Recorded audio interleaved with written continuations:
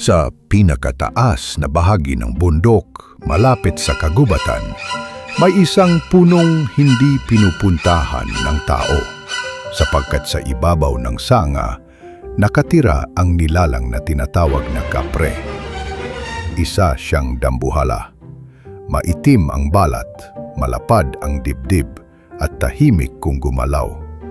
Sabi ng matatanda, kapag may naamoy kang usok ng tabako, pero walang taong naninigarilyo, sa paligid, minsan maririnig mo ang kanyang mabigat na halakak.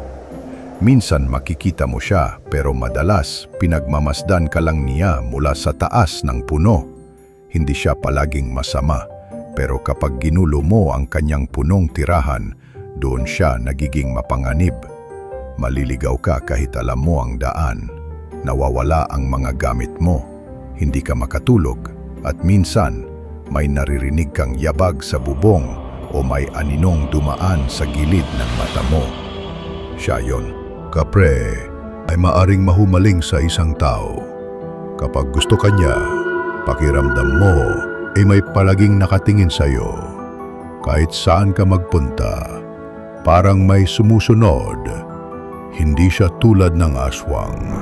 Hindi siya kumakain ng tao. Pero kapag napikon siya, maaring mawala ang taong kinagalitan niya. Sabi ng matatanda, kung gusto mong makalusot sa gubat ng ligtas, magdala ng tabako o kandila. At huwag kang bastos sa mga lugar na hindi mo pag-aari. Baka ang punong dinadaanan mo ay may bantay at siya ay nakasunod sa'yo.